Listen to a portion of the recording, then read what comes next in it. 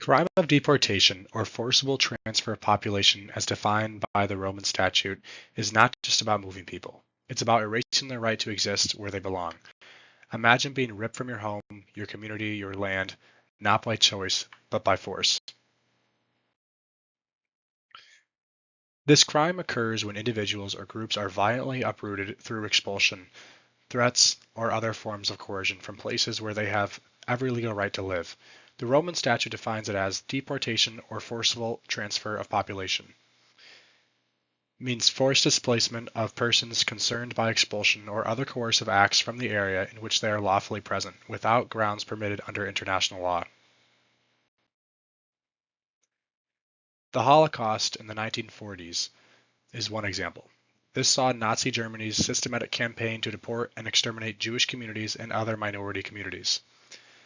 Mass deportations to concentration and death camps like Auschwitz and ghettoization, confiscation of property, and laws stripping of citizenship were all characteristics of this event.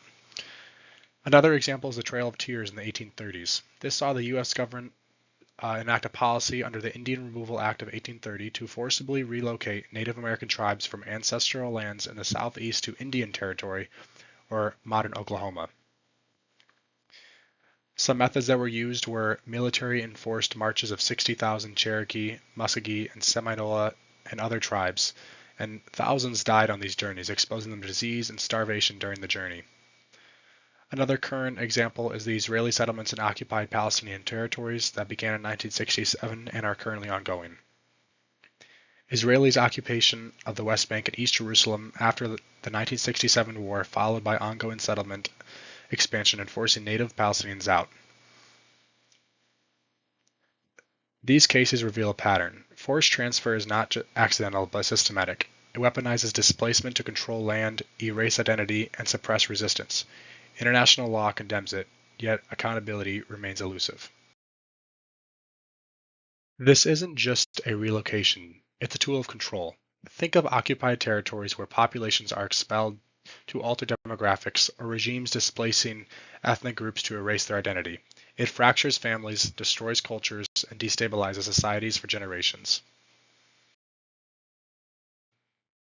The crime of forced transfer of population is more than a violation of law. It's an assault on the very idea of home. It tears apart communities, erases identities, and leaves scars that last for generations. But the Rome Statute and the international law that upholds it reminds us that this crime will not go unanswered. Accountability is possible, justice is demanded, and as a global community, we must stand against the forces that seek to destroy, displace, and divide, because no one should ever lose their right to belong.